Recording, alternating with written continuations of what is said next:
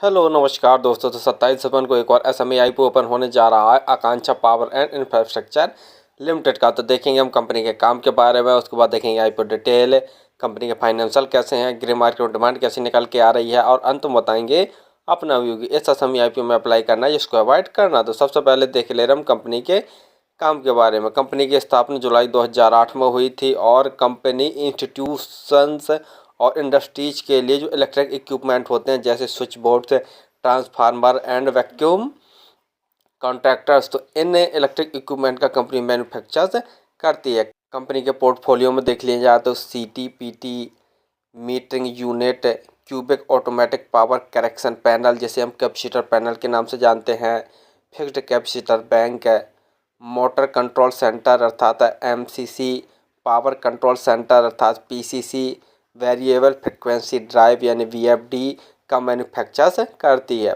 Panel, थायरिस्ट, switch और vacuum contractor, तो ये सभी चीज़ें इसके पोर्टफोलियो में हैं, यानी इन सब चीज़ों का ये मैन्युफैक्चर करके इंडस्ट्रीज और इंस्टीट्यूशंस को सेल करती है। कंपनी के क्लाइंट्स में देख लिया जाए तो मिलिट्री इंजीनियरिंग सर्विसेज और HAL, Coal India Limited, Hindalco Industries, Indian Oil Corporation, Ordnance Factory Board, L&T, NALCO, ABB India, Hitachi Energy Limited है, और भी देखा जाए तो जैसे जिंदल स्टेनलेस लिमिटेड है और NMDC, steel authority of India यानी सेल, और भी देखा जाए तो बहुत सारे इसके जाने माने क्लाइंट्स हैं। और इसकी मैन्युफैक्चरिंग यूनिट नासिक महाराष्ट्र में स्थित है। यहाँ पर दो इसकी मैन्युफैक्चरिंग यूनिट हैं। जून 2023 तक कंपनी में 62 परमानेंट एम्प्लॉय काम करते थे और जो 387 एम्प्लॉय थे वो कॉन्ट्रैक्ट बेस पर काम करते थे। तो काम तो लगभग आपको समझ में आ गया होगा। चलिए अब देख ले रहे हम आईपीओ की डिटेल के बारे में। आईपीओ 27 दिसंबर को ओपन होने जा रहा है और 29 दिसंबर तक यह ओपन रहेगा। प्राइस बैंड देख ले रहे हैं तो 52 रुपये से 55 रुपये पर शेयर का प्राइस बैंड रखा गया। और जब भी हम आईपीओ एसएमई आईपीओ अप्लाई करते हैं तो हायर प्राइस बैंड पर ही अप्लाई करते हैं, अर्थात आपको 55 रुपये पर शेयर प्राइस बैंड भरकर ही अप्लाई करना। लॉट साइज देख ले रहे हैं तो 2000 शेयरों का एक लॉट है।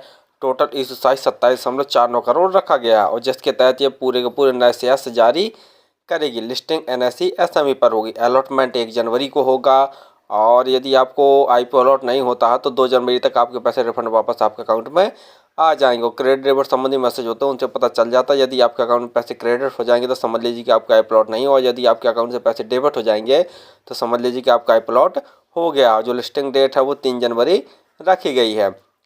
रिजर्वेशन में देख ले रहे हैं QIB के लिए 50% का रिजर्वेशन है, रिटेल भाइयों के लिए 35% का, और जो SNI कैटेगरी में अप्लाई करना चाहेंगे उनके लिए 15% का रिजर्वेशन रखा गया है। रिटेल कैटेगरी में यदि आप एक लॉट अप्लाई करते हैं तो आपको 1,10,000 रुपये खर्च करने पड़ेंगे। रिटेल कैटेगरी में मैक्सिमम आप एक ही लॉट अप्लाई कर सकते हैं।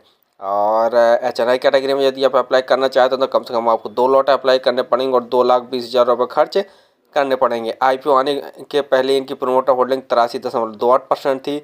आईपीओ आने के बाद जो इनकी प्रोमोटर होल्डिंग है वो 60.81% बचेगी। PE 24.02 है, यानी काफ़ी महंगी वैल्यूएशन पर ये अपने आईपीओ को लेके आए हैं। ROE देखते हैं तो 18.20%, ROC 22.75%। ROE और ROC देखा जाए तो ठीक ठाक है, बहुत ज़्यादा सही नहीं है। डेब्ट टू इक्विटी देखते हैं 0.96। फाइनेंशियल देख ले रहे, लेकिन फाइनेंशियल देखने से पहले आप हमारे चैनल को सब्सक्राइब कर लें ताकि आपको समय समय पर शेयर मार्केट संबंधी जानकारी, आईपीओ संबंधी जानकारी तथा SME आईपीओ संबंधी जानकारी मिलते रहे। तो कंपनी के जैसे एसेट्स देख रहे हैं साल से साल लगातार बढ़ रहे हैं। जो अमाउंट दिए हुए हैं सभी के सभी लाख में दिए हुए हैं। रेवेन्यू देखते हैं तो मार्च 2021 में कंपनी का रेवेन्यू 7,441 लाख का था। मार्च 2022 में घटकर 5,206 लाख का हो गया और मार्च 2023 में देखते हैं तो 4,644 लाख है। अभी जून 2023 में देखते हैं, यानी मार्च, अप्रैल, मई, जून 3 महीने के अंदर ही कंपनी ने 1,027 लाख का नेट रेवेन्यू जनरेट कर लिया है। यानी मार्च 2021 में गिरावट, मार्च 2022 में गिरावट, मार्च 2023 में भी काफ़ी गिरावट है और जून 2023 में देखते हैं कि थोड़ा सा सुधार हुआ है इनके रेवेन्यू में। प्रॉफिट आफ्टर टैक्स देखते हैं तो मार्च 2021 में 392 लाख का कंपनी ने नेट प्रॉफिट जनरेट किया था। मार्च 2022 में बढ़कर 240 लाख का घटकर और मार्च 2023 में 290 लाख का ही नेट प्रॉफिट बचा। यानी नेट प्रॉफिट में भी देखते हैं तो इसमें भी काफ़ी गिरावट देखने को मिल रही है।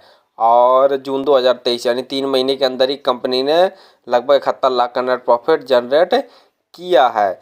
तो देखा जाए तो सिर्फ जून 2023 में ही हल्का सा सुधार देखने को मिल रहा है और मार्च 2022 से 2023 में तो काफ़ी ज़्यादा गिरावट देखने को मिली है। रिजर्व देखते हैं तो मार्च 2021 मार्च 83 लाख का कंपनी के पास रिजर्व था। जून 2023 में देखते हैं तो 722 लाख का ही टोटल रिजर्व बचा है। बोरोइंग जो मार्च 2021 में 891 लाख की टोटल बोरिंग, तो जून 2023 में बढ़कर 1722 लाख की टोटल बोरिंग हो गई। यदि ये अपने रिजर्व से भी टोटल बोरिंग को चुकाना चाहेंगे तब भी लगभग 1000 लाख के आसपास इनका टोटल बोरिंग बच जाएगा, जो कि कहीं ना कहीं बहुत ज़्यादा नेगेटिव पॉइंट वाली बात है। जीएमपी ग्रे मार्केट प्रीमियम देखे ले रहे हैं तो 10 रुपये पर शेयर की ग्रे मार्केट में डिमांड निकल के आ रही है और 2000 शेयरों का एक लॉट है। तो 10 गुना 2000 करके देखते हैं तो लगभग 20,000 जैसा प्रॉफिट एक लॉट में दिखा रहा। परसेंटेज वाइज देखा जाए तो लगभग 18% जैसा प्रॉफिट आज की डेट में निकल के आ रहा है, जो कि कहीं ना कहीं काफ़ी कम है। फाइनली हमने देखा कि कंपनी इलेक्ट्रिक इक्विपमेंट जैसे switch board, transformer, vacuum contractors